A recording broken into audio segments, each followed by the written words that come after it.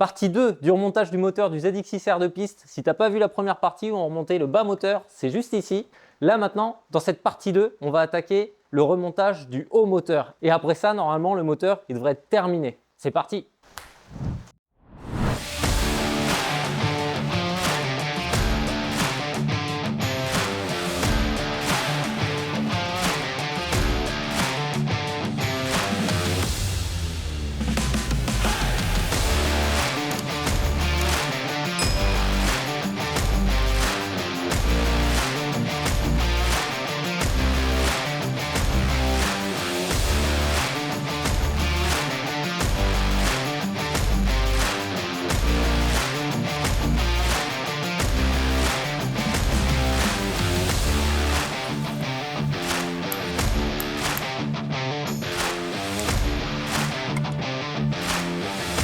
Et 2-1.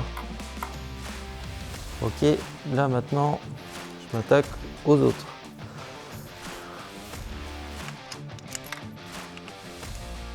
C'est hyper bien lui, à la main. Là maintenant, on installe les clips.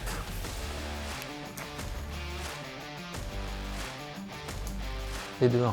Il faut le tourner après, non?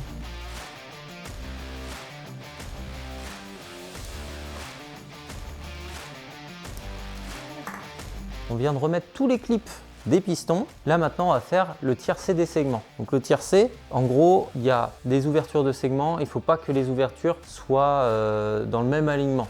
Si vous voulez en savoir plus, je vous invite à aller voir la vidéo qu'on avait tournée avec Patrice sur la métrologie moteur. Je vous invite à aller la voir, elle est juste ici là. Il saura mieux expliquer que nous comment on fait un tiercé.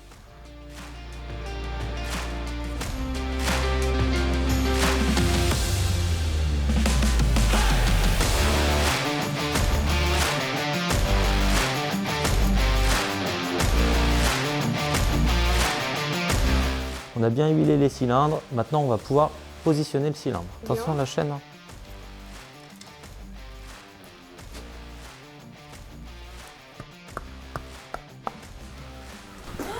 It was at this moment that he knew. He fucked up. On est con. Bon bah on ressort, on est bon pour tout refaire, on s'est gouré de sens. Hop, allez, on refait. Ouais, là il est passé. Ils sont passés.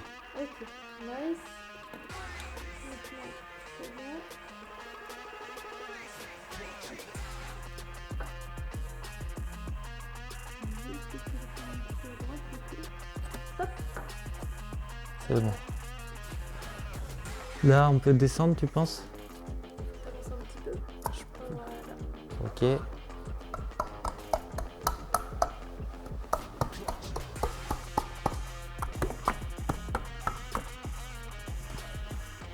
a l'air pas trop mal, hein. Ouh! Eh ben, c'est quelque chose, ça. C'est clair. C'était pas simple. Maintenant que le cylindre est replacé, on va pouvoir s'attaquer à la culasse. Donc on va retirer les poussoirs, les pastilles et les soupapes à l'aide d'un lève-soupape, qui sera normalement de meilleure qualité que celui qu'on avait avant. Je prends un petit aimant et je retire les poussoirs très facilement. Donc là, la pastille est restée dans le poussoir. C'est pas toujours le cas, il faut bien vérifier. Et on a prévu un petit carton où on a mis le côté de l'échappement, le côté de l'admission pour pas se mélanger les pinceaux et bien trier qu'est-ce qui appartient à quoi. Je sais pas si ça se dit.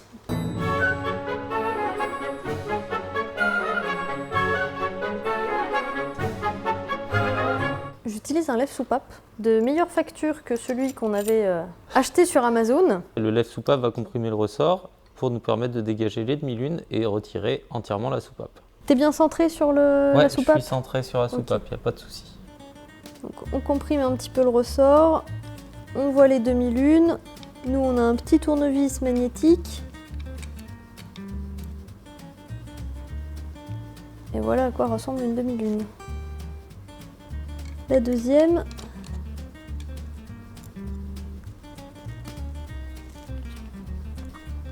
C'est bon. On vire la soupape. Et vous avez compris le principe, il faut faire ça sur les soupapes. On a retiré toutes les soupapes, on allait s'attaquer au nettoyage du plan de joint et des chambres de combustion et on s'est rendu compte en fait que les cavités étaient, notamment celle-ci, étaient bouchées. Donc on ne sait pas ce qu'il y a à l'intérieur dans tout le circuit. Donc on va le passer au bac ultrason. Il y en a qui ne seront pas forcément d'accord avec ça, mais c'est pas grave. On préfère vraiment un nettoyage en profondeur plutôt que de se retrouver avec du dépôt dans le liquide de refroidissement, voire un liquide de refroidissement qui circule mal et qui refroidit mal le moteur. Donc on va tout retirer, les pipes d'admission, on va retirer l'arrivée du liquide de refroidissement, il doit y avoir un petit joint ici, on va retirer les joints de queue de soupape, parce que de toute façon ça on comptait les changer, et passage au bac à ultrasons. Oh c'est cassé. Ah oui. Tu vas pas pouvoir me ressouder ça? Si, je peux. Trop fort. Voilà, c'est ça qu'on a comme dépôt dans les cavités de la culasse. Donc est-ce qu'il y a eu un début de joint de culasse ou carrément un joint de culasse? Je sais pas. C'est pas normal d'avoir un dépôt comme ça bouge tout. Ma petite pince coudée. Alors, les petits joints de queue de soupape.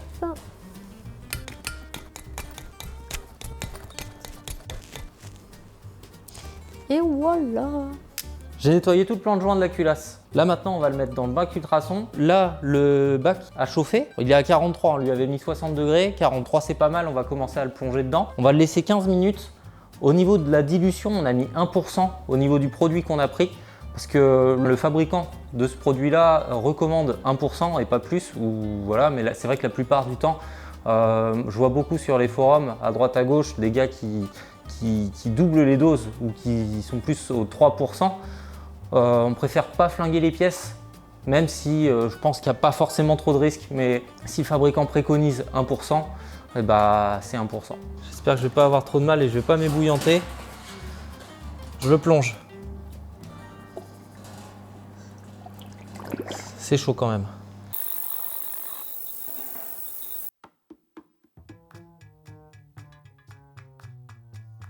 Ça a l'air d'avoir été efficace. C'est bien plus noir que tout à l'heure. On s'attaque aux soupapes. Donc, alors, il ne faut pas que je les mélange par contre. Donc, dans 15 minutes. On a bien rincé la culasse à l'eau claire pour retirer vraiment toutes les petites particules de produits qui pouvaient rester. On l'a séché aussi au compresseur et on l'a laissé toute la nuit pour que les petites gouttelettes qui pouvaient rester puissent s'évaporer. Là on va faire un mini rodage de soupape, parce qu'il reste encore des petites aspérités sur le siège et sur la tête de la soupape. Donc on va vraiment éliminer tout ça en douceur et ensuite on pourra faire un test d'étanchéité. J'applique de la pâte à rôder sur la tête de soupape avec du grain fin. Je prends mon rodoir, je presse bien et je tourne. Le bruit s'affine. Malheureusement, il y a beaucoup d'aspérité, donc la ventouse ne fonctionne pas. C'est de la calamine. Et comme il faut tapoter,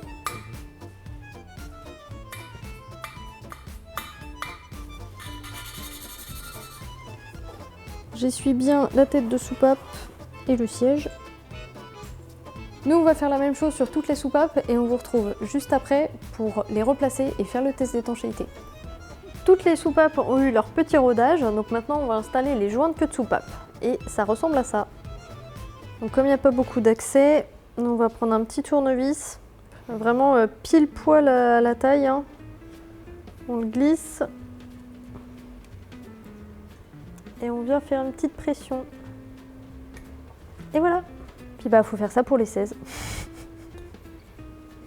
Parce que je veux pas que les gens ils disent ah là là vous allez les déformer et que ça vient vraiment effleurer. Ouais, quoi. On voit bien là. Ça force pas du tout sur le joint. Tous les joints sont installés, on va pouvoir replacer les soupapes.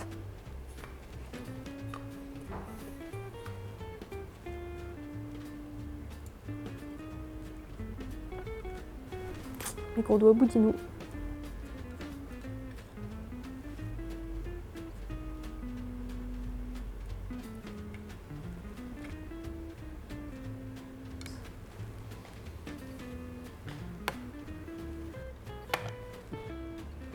Les deux.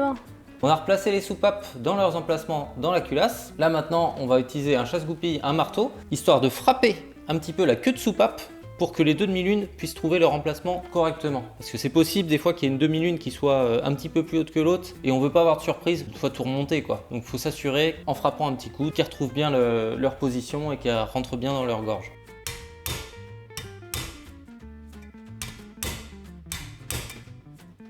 On va maintenant pouvoir s'attaquer au test d'étanchéité. Donc pour ça, déjà dans un premier temps, on a replacé les bougies, les vieilles bougies dans la culasse. Là on va la retourner. Hop, tête de soupape vers nous. Et on va utiliser un mélange de 50% d'huile moteur, 50% d'essence, afin d'avoir une viscosité, quelque chose de pas trop liquide et pas trop épais non plus, pour que l'essence ne s'évapore pas également.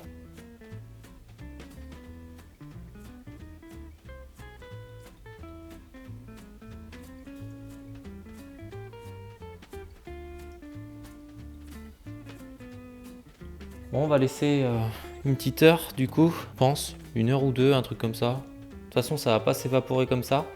Et on verra l'endroit où ça fuite. Là, il y a pas de bulles. Enfin, si, on voit des petites bulles, mais ça vient pas des soupapes. On vient de revenir du coup de manger. On a attendu 2 heures. Et bah du coup, mauvaise nouvelle, il y en a des grasses. On voit au niveau de l'échappement. Donc l'admission, c'est nickel. Elles sont toutes bien étanches. Mais côté échappement, celle la plus à gauche, ah, on voit rien. Non. Celle la plus à gauche. Ah, ça m'énerve. Il m'agace ce truc. Ah, attends, ça fait des focus là où je veux pas. On est au téléphone parce que la caméra n'aime pas les focus de près, donc j'espère que la qualité ira. Mais mauvaise nouvelle, l'étanchéité n'est pas bonne partout. Donc là, on peut le voir sur le conduit de gauche, c'est sec. Ça fait un noir un peu terne, alors qu'à droite, ça fait un noir gras. Donc ça a coulé. Et là, je prends un petit chiffon sec. Hop, je récupère, on regarde, c'est humide. Donc ça, c'est pas bon du tout. Donc au niveau de l'échappement, on a des doutes sur 4 soupapes. Pour l'admission, en revanche, tout est nickel. Donc on va re-roder les 4 soupapes d'échappement. On vient de finir de roder les soupapes, de nouveau. On espère que ça va le faire.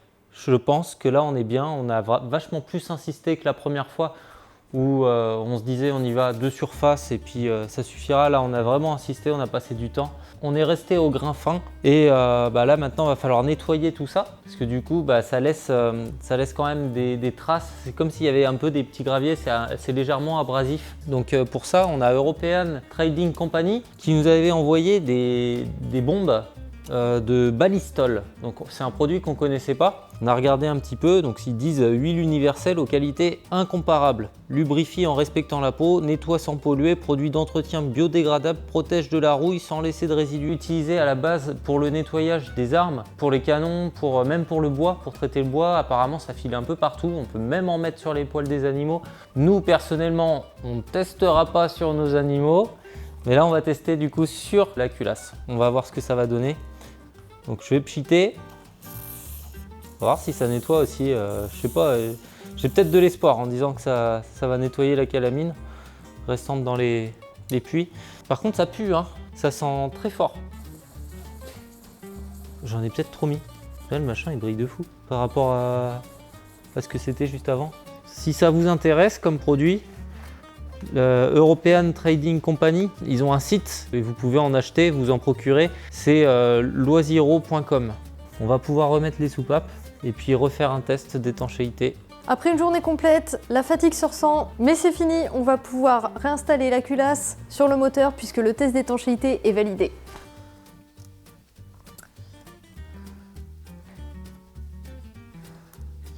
Allez, le joint de culasse est posé. On a mis les pions de centrage sur chaque extrémité. Là maintenant, on va reposer la culasse. On a fait tremper les longues vis de culasse dans de l'huile. Et là, on va les installer.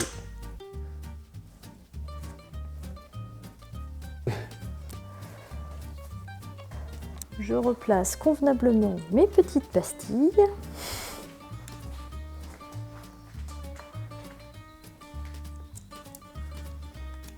Là, Lauriane, elle est en train de tourner les poussoirs. C'est vraiment pour s'assurer que le poussoir soit bien mobile et ça évitera qu'il s'abîme si jamais il est grippé ou qu'il force un peu. Là, au moins, on s'assure qu'il est bien mobile. et bien dans leur emplacement aussi, et bien droit, bien installé.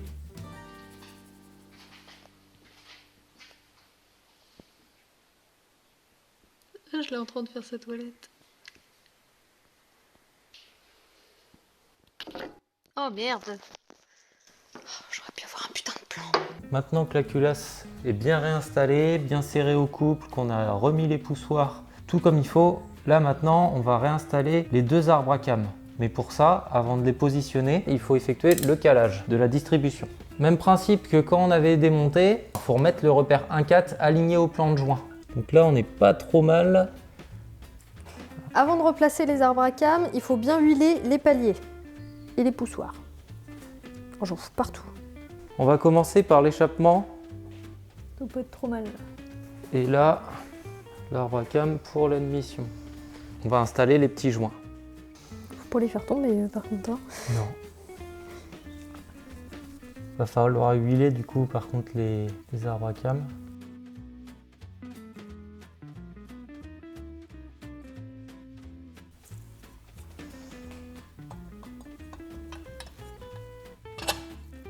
On a fait le calage de la distrie, donc le in et le ex sont parfaitement alignés au plan de joint. On a réussi du premier coup. On a fait plusieurs tours de vélo pour être sûr qu'il n'y ait pas une dent qui saute ou que tout se recale bien comme il faut. Donc là c'est bon, on va pouvoir resserrer les vis au couple constructeur. Tout est remonté, on va pouvoir faire un contrôle du jeu aux soupapes.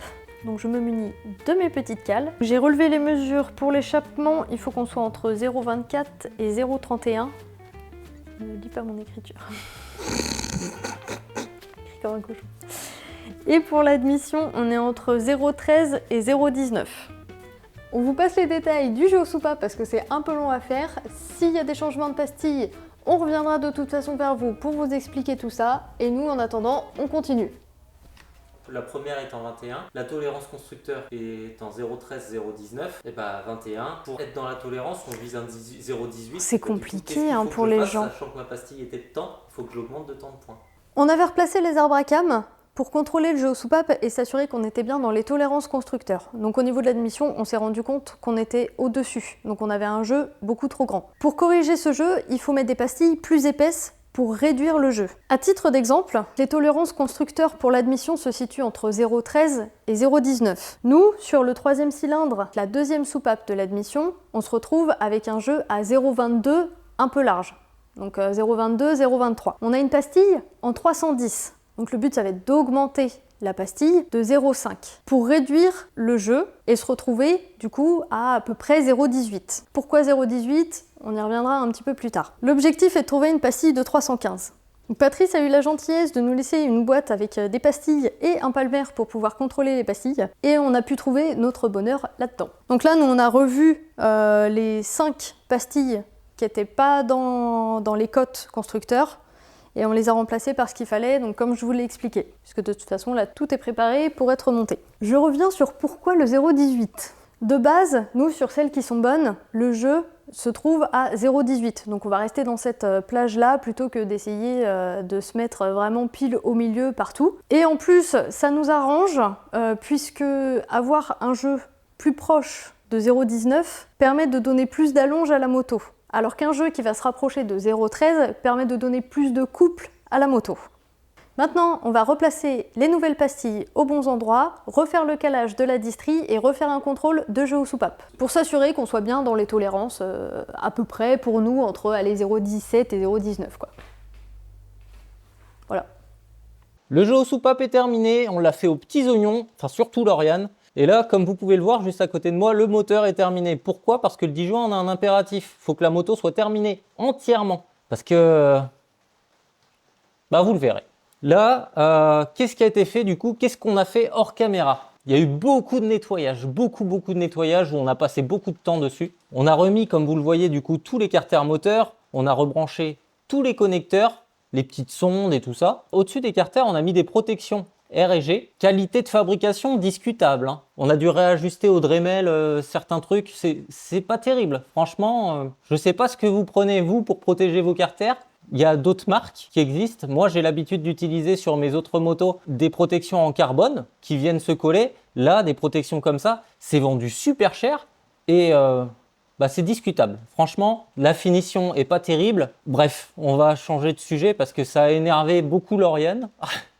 Et là, bah, du coup, qu'est-ce qu'on a fait d'autre dessus? On a supprimé le système anti-pollution, le système pair en mettant des plaques de suppression. On a installé des bougies iridium dessus, nettoyé les bobines, réinstallé les bobines. La vitre du compteur était cassée ainsi que son support, donc carrément le compteur en fait. On dirait qu'il est tout neuf maintenant le truc. Vous le verrez lors du remontage dans la partie, il n'y aura pas de partie. Ce sera une autre vidéo.